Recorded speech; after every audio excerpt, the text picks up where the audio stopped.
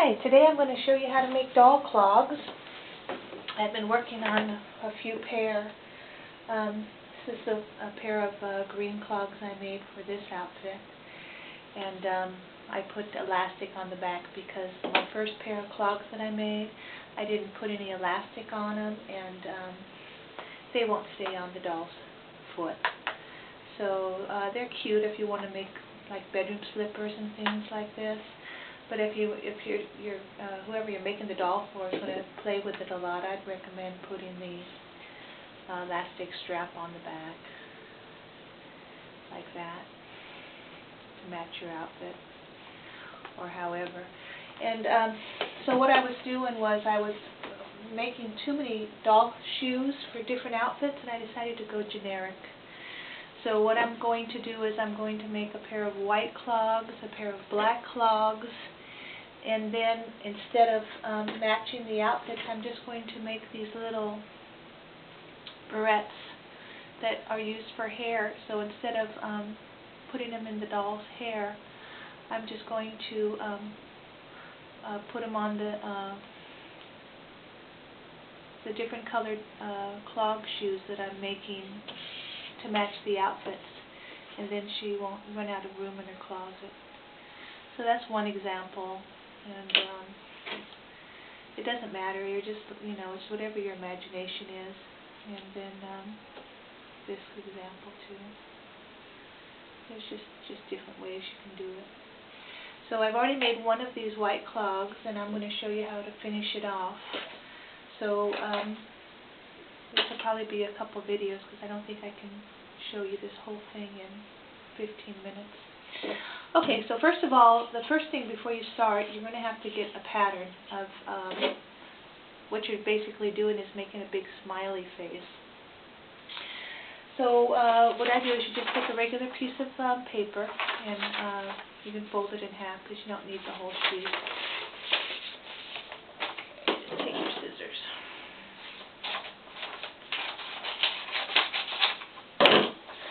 Okay, so all you're doing basically is making a big smiley face, and that's all this is really a big smiley face. So you can just freehand it, okay? And basically all you're doing right now is making your template. So that's your big smiley face. Now, how are you going to know whether this is going to fit on your shoe or not? You're really not going to know until you actually cut it out and try it on your doll's foot. It took me about 4 tries before I got the actual pattern that I liked. And because you're not going to get a perfect smile, just fold your paper in half. And as you cut, only cut your smile on one side, and then go up like that. Okay, and make yourself a bigger smile, because then you can trim it as you try it on your doll's foot. Okay, so is that a good smile for me?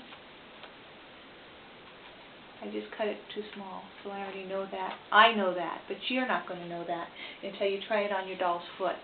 Okay, so take your doll's foot, and you're going to have to remember you're dealing with seam allowances here too, so you need 1/4 of an inch on top and 1/4 of an inch on the bottom. So put it over your doll's foot like that, and figure out you're going to need 1/4 of an inch to wrap underneath. So you know already you've got way too much of this. So what you want to do is trim it off. Okay, so you got that trimmed off. Put it on your doll's foot and think, okay, is that going to be good? Is that going to be a good doll shoe?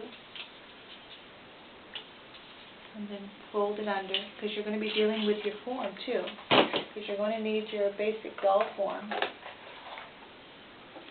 So what you can do is just wrap this around your doll form and see, is that going to be a good doll shoe? And then try it on your doll. And remember now, you're going to be dealing with your 1/4 of an inch seam allowances. So that looks pretty darn good to me. So that's how I would start my pattern. When you start making these at first, do it with a cheap muslin or something you're not worried about, not your good fabric. And test out a couple shoes before you do your final, because you don't want to waste good fabric. making mistakes. It took me a good 4 tries to make a good shoe that I was happy with. Yeah, I did this 4 times before I got to this final shoe. But you know, that's basically what you're going to have to do. There's no easy way about it, especially if you're dealing with different size feet. But I would think that for the Journey Girls from Toys R Us and American Girl dolls, I can give you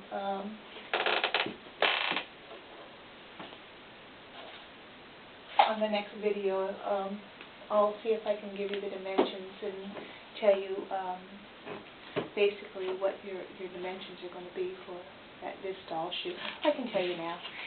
From side to side, you're looking at about a 4.25 inch across, and then up and down you're looking at about an inch, 2.25 inches from top to bottom, and 4.5 for the smile, and that's what this pattern is here.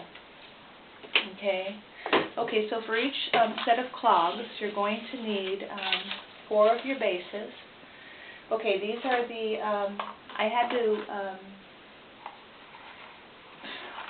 instead of going to the generic, both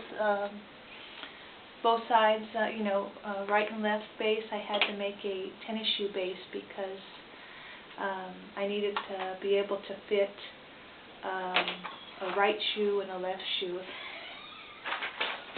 to fit my tennis shoes, because the plain one that's for either foot, it didn't work right with the tennis shoes, so I ended up coming up with a actual right and a left shoe foot. But for the clogs, you can use the generic either right or left shoe foot. It doesn't matter. And I'm gonna I finally did the tennis shoes where I got them to the point where I actually like them, and I'm going to show you how to make these in another video. Okay, so basically you're going to use 4. You need 4 of your basic plain right foot or left foot forms. Okay, because you need 2 tops and 2 bottoms, because you're going to have the white material on the top and the white on the bottom. So I need 4 of those. You're going to need 4 of your smiley faces. And if it's thin material like this black fabric is, you're going to have to either put some kind of lining in it. So you can either double up on your fabric, or you can use interfacing, whatever you need to make it thick enough. Like on these, I used corduroy, and I didn't have to put the interfacing in because the corduroy is a thick fabric. But both this white fabric and the black fabric that I'm using is just plain old cotton, so you really do have to have some kind of interfacing to hold it up. Okay, and then for the strap that goes around the back, you're going to need 2 pieces, and these are 4 3/4 by 1 1/4 inch, and that's we're going to fold that together, turn it inside out, and then we're going to put our elastic through. So we need those. We need 2 pieces of elastic, which is 3 1/4 inches. Now this is for this doll and this shoe. Your shoe may need, like I say, you're going to have to work it out and find out what your shoe for your size doll is going to need. Okay, because I'm making this little lip on this one, I didn't have a lip on this, I didn't embellish these at all, I just made them plain. And so you have to decide if you want to embellish your shoe or make it plain. There's all kinds of things you can do. You can just glue little,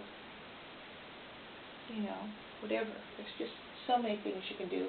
But because I'm making these generic so I can use my barrettes on these, I need to have this little piece of fabric. And that little piece of fabric, I'm going to sew it in half, and that's basically just a 3 by 1 inch strip, because I'm going to fold it in half, sew it, turn it inside out, and that's what's going to be my clip for my barrettes, my little piece of fabric for the barrettes. Okay, so we got our smiley faces, our elastic, our straps, our little holders. We're going to need our cording or lace or ribbon, whatever you want to do to finish off your bottom seams. I'm using the black cording. Okay, so what I'm going to do is I'm going to take this, I'm going to take my black fabric, and I'm going to cut out enough fabric so I can make 4 bases and cover them up. What I had to do is, this was a used box, and you could see the old address label through it and the old information on the box itself. So what I did is I just used my glue and regular copy paper, and I just made it, and I just covered it. And it's okay. I only did that because I didn't want the writing to show through on my light fabric. Because if you have a light fabric, I could have seen somebody's return address through here, and that was something I just didn't want. So I covered it up first. Okay, so then you can take your glue. I had to change glue also too. I was using the Gem Tack from Hobby Lobby, and it went from $3.99 to $8.99 for a smaller size container. So I switched to this Crafter's Pick, the Ultimate. This was $5.99 at Hobby Lobby, and it's a lot stronger than the Gem Tack, and it's a lot thicker too. And they say it's the closest glue you can get to actually having a hot glue gun, and it's true. The stick on it is really strong, so you don't have a lot of time to play with it because it's almost instantaneous, depending on how thin you spread it. Okay, but I like it. I'm getting used to working with it. I was so used to the Gem Tack, and I didn't really want to switch glues, but I thought, well, I'll try it. And in some instances it works better, in some instances it not so much good. Not better. Like I made a pair of tennis shoes, and I on my trial shoes I messed up this. I didn't put in my tongue well enough into the bottom. So then I tried to pull this off, and I just destroyed that tennis shoe. So I ended up having to make it again, and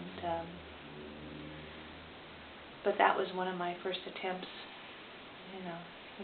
These shoes are a live and learn process. It's just, a learning curve. You have to go through it. Okay.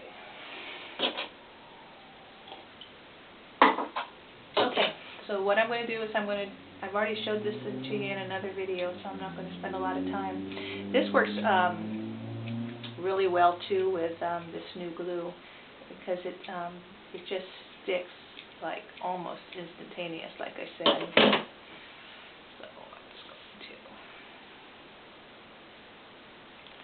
spread it around. This is going to be underneath the shoe. Nobody's going to see it. But try not to get any glue on the front of the shoe, because that you will see. Okay, just fold it down. This dries clear too, so it's like I said, it's a lot faster hold than the Gem Tack. But they both have their advantages and disadvantages.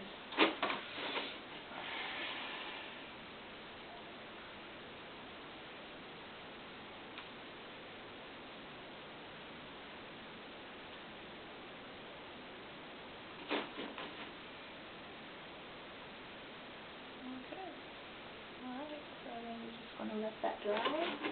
We're going to make 4 of these. And then just turn it over and make sure that all your edges are smooth. The cording hides a lot of flaws, so you don't even have to worry about that. Okay, so we're going to do this 4 times. Okay, and then I'm going to have to put it on the next video. Okay, I'll be back later.